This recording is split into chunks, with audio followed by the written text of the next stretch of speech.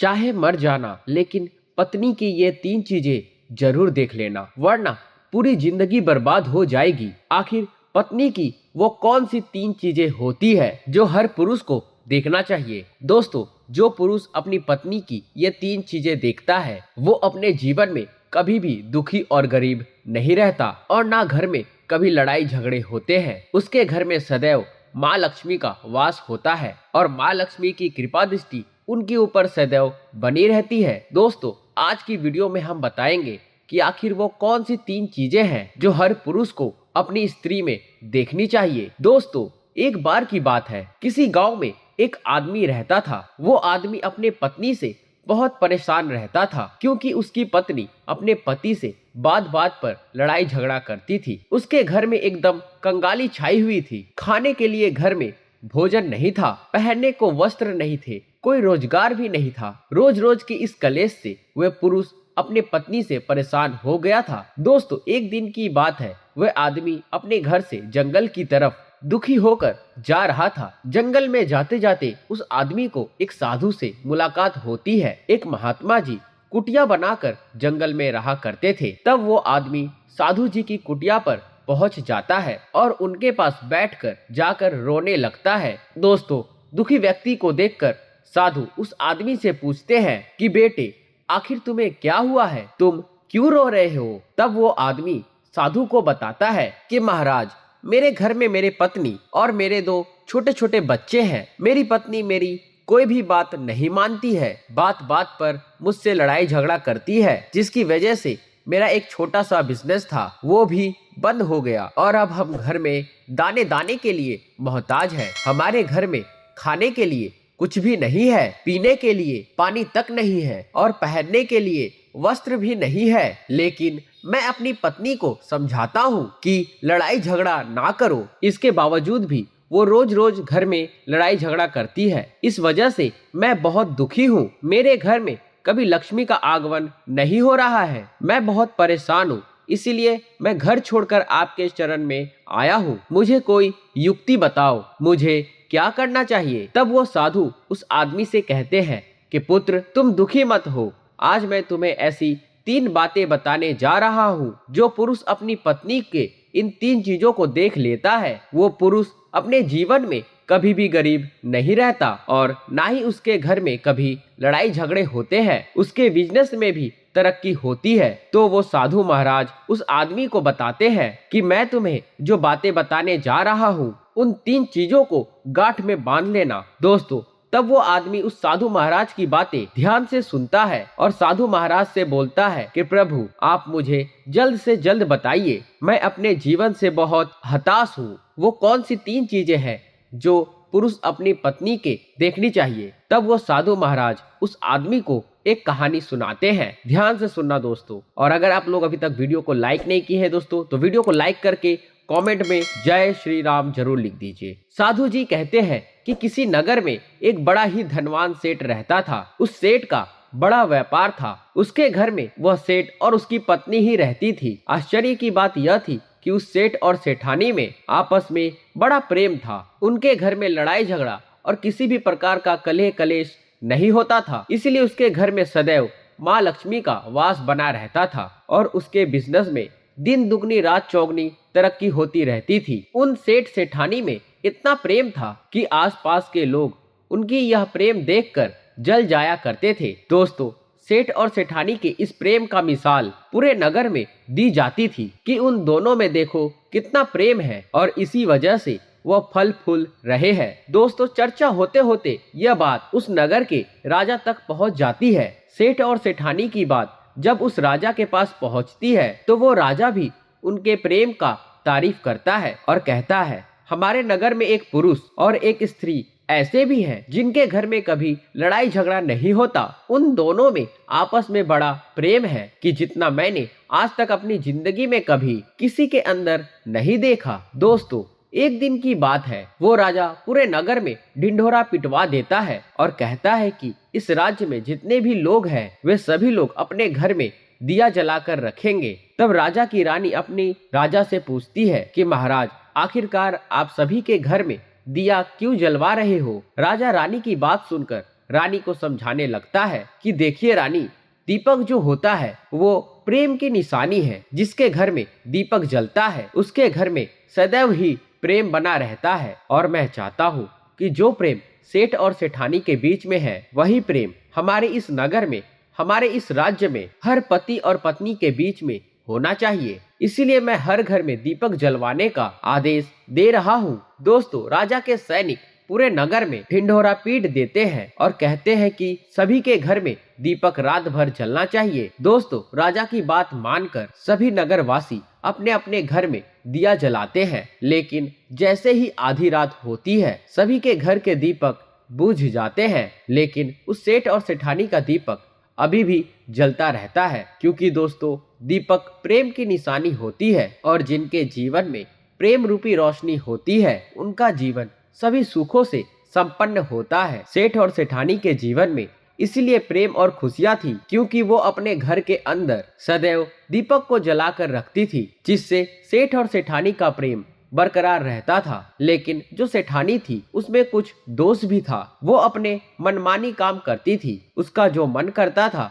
वही काम करती थी। लेकिन सेठ को इस बात से भी कोई परेशानी नहीं होती थी क्योंकि सेठ बड़ा ही बुद्धिमान और समझदार था। वो सोचता था कि यदि मैं अपनी पत्नी के रोक टोक करूंगा तो घर में बेवजह की लड़ाई झगड़ा और कलेश होगा और वो घर की सुख शांति के लिए, मनुष्य के उन्नति के लिए व्यर्थ है। इसलिए सेठ सेठानी की कई चीजों को, कई बातों को नजरअंदाज करता रहता था। वो सेठ इसलिए अनदेखा करता था ताकि पति पत्नी में वो प्रेम और वो व्यवहार हमेशा बना रहे। दोस्तों, उसी दिन की बात है। राजा और रानी अपने छत के ऊपर खड़े होकर अपने नगर का नजारा देख रहे थे और वो राजा और रानी देखते हैं कि उनके पूरे राज्य में अंधेरा छाया है, लेकिन सिर्फ एक सेठ और सेठानी का ही घर था जहां दीपक जल रहा था। तब राजा रानी से कहता है कि देखो रानी, सेठ और सेठानी में वास्तव में जैसा सुना था उतना ही प्रेम है। सभी के घरों के दिए बुझ चुके हैं, लेकिन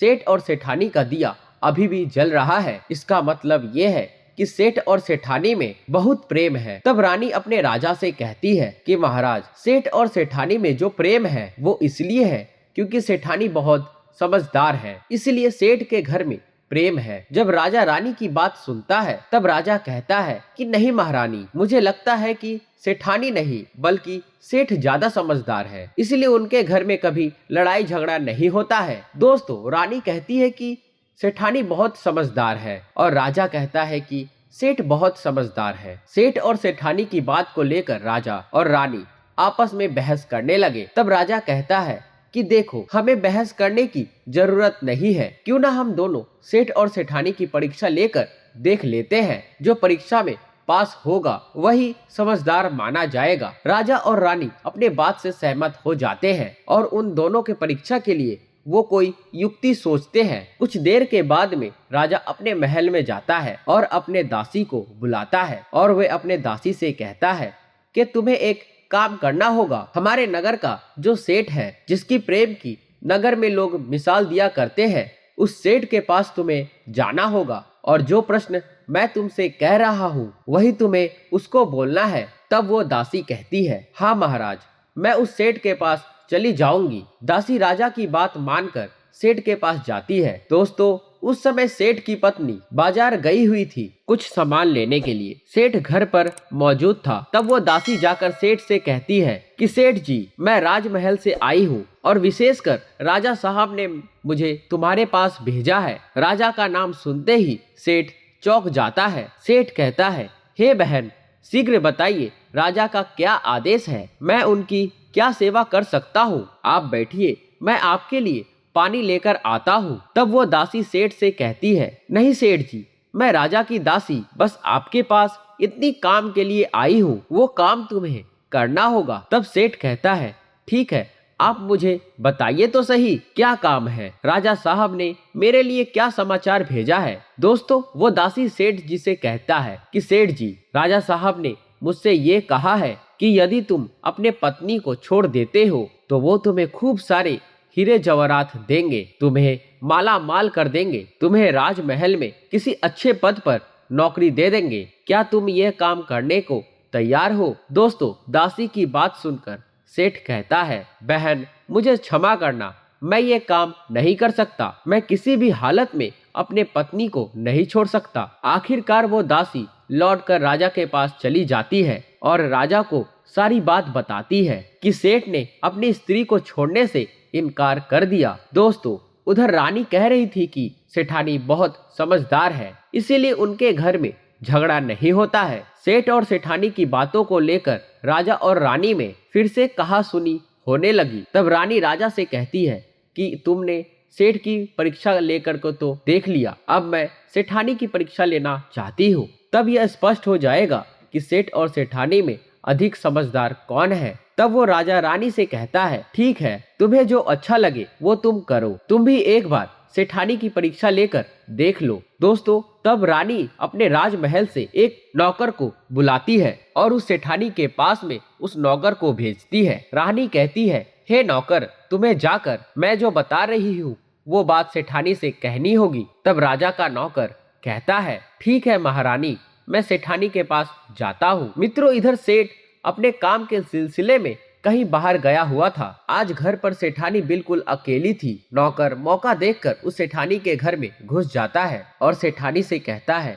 कि सेठानी जी, मैं राजमहल से आया हूँ और मुझे रानी साहिबा ने भेजा है। दोस्तों, तब वो सेठानी कहती है, ठीक है, आप बताइए क्या बात है, किस लिए तुम्हें रानी ने भेजा है। तब वो नौकर सेठानी से कहता है कि मुझे रानी साहिबा ने बोला है कि यदि तुम अपने पति को छोड़ दोगी तो वो तुम्हें बहुत सारे हीरे जवाहरात देंगे, और अगर तुम अपने पति को मार देती हो तो वो तुम्हें अपने राज्य का आधा हिस्सा दे देंगे। दोस्तों, ये सुनकर सेठानी कुछ सोच विचार करने लगती है। उसके मन में लोभ आ जाता है। वो सोचती है कि अगर मैं आधे राज्य की मालकिन हो जाऊंगी तो सेठ से अच्छे पुरुष भी मुझे मिल जाएंगे, क्योंकि जहाँ धन होता है वहाँ पर सब लोग अपने आप चले आते हैं, सब लोग इज्जत करते हैं। दोस्तों, सेठानी अपने पति को मारने के लिए तैयार हो जाती है। सेठानी कहती है उस नौकर से कि भाई साहब, आप रानी साहिबा से कहना कि मैं अपने पति को मार दूंगी, उसके बाद वे अपने राज्य की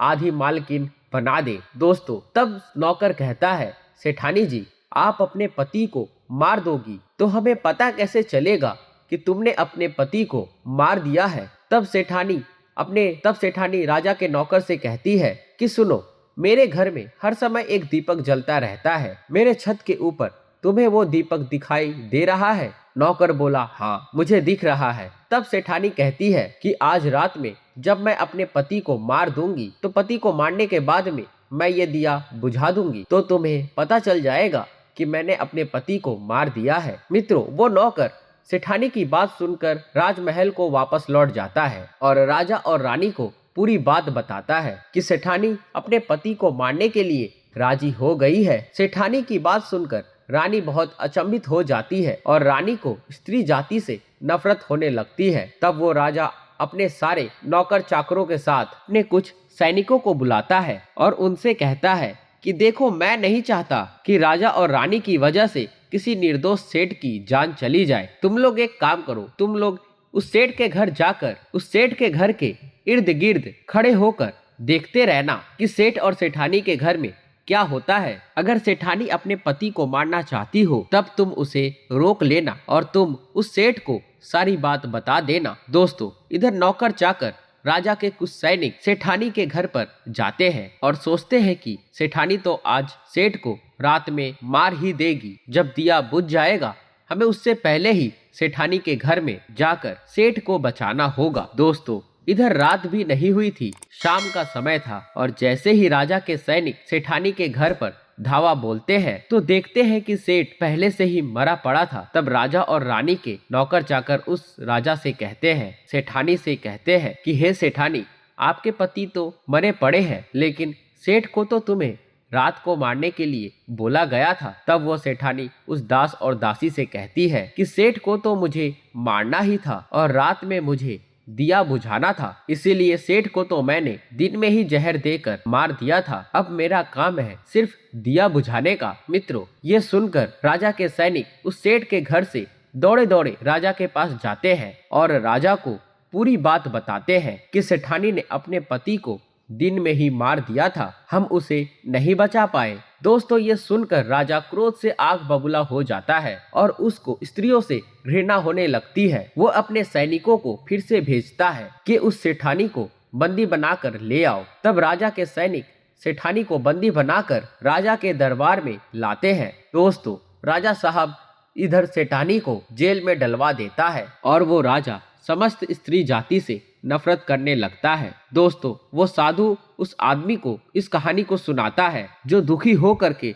साधु के पास आया था। तब साधु उस आदमी से कहता है कि हे भाई, अब तुम्हें समझ में आ ही गया होगा कि स्त्री की वो कौन सी 3 चीजें हैं जो हर पुरुष को देखते रहना चाहिए, वरना वो मुसीबत में पड़ सकता है। वो आदमी साधु से कहता है, हे महाराज, मुझे अभी भी कुछ समझ में नहीं आया कि स्त्री की वो कौन सी 3 चीजें हैं जो हर पुरुष को देखना चाहिए। तब साधु उस आदमी को समझाते हैं कि देखिए, हर पुरुष को अपनी स्त्री की सबसे पहली चीज यह देखनी चाहिए कि वो कहाँ पर आ जा रही है, उसका स्वभाव कितना लोभी लालची है, वो धन को कितना महत्व देती है या आपको कितना महत्व देती है। इस चीज की परीक्षा पहले से ही करता रहना चाहिए। जो लोग इस चीज की परीक्षा पहले से नहीं करते हैं वही लोग स्त्री के हाथ से धोखा पाते हैं। दोस्तों जो पुरुष अपनी स्त्री की इन चीजों को देखता है कि पत्नी कहाँ पर जा रही है, कहाँ से आ रही है, तो उसके घर में कभी लड़ाई झगड़ा नहीं होती।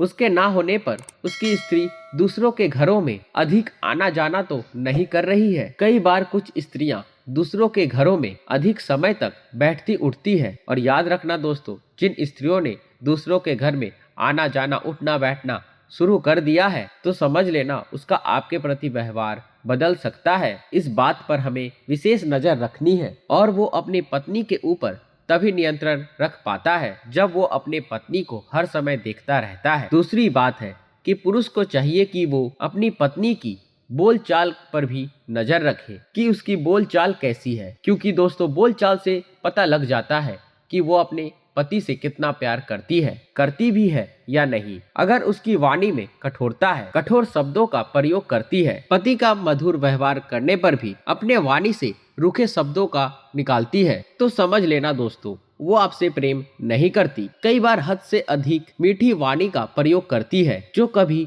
सीधे मुंह बात ना करे और वो अचानक से कभी शहद भरी बातें करने लगे, तो समझ लेना दोस्तों उसके दिमाग में कुछ ना कुछ जरूर चल रहा है। वो आपके सामने सिर्फ दिखावा करना चाहती है। ऐसी स्त्रियां अपने पति के साथ कुछ भी कर सकती है, जैसे कि उस सेठानी ने उस सेठ के साथ किया था। इसीलिए हर पुरुष को अपनी पत्नी की इन चीजों को देखते रहना चाहिए। तीसरी चीज है, वो साधु उस आदमी को बताता है कि हर पुरुष को अपनी पत्नी की भावनाओं को जरूर देखना चाहिए, क्योंकि कुछ स्त्रियां अपने भावनाओं को जहन नहीं करती। इच्छा होते हुए भी वो अपनी इच्छाओं को मारते रहती है, चाह कर के भी वे अपने पति से नहीं कह पाती। अगर पति उनकी भावनाओं को समझता है तो निश्चित रूप से उस घर में सुख और शांति रहती है, और जहाँ सुख और शांति होती है वहाँ धन की वृद्धि होती है। कई बार स्त्रियां छोटी मोटी बीमारियां किसी को नहीं बताती, और जब वो छोटी मोटी बीमारियों को नहीं बताती है तो दोस्तों छोटी से छोटी बीमारी भयंकर बीमारी का रूप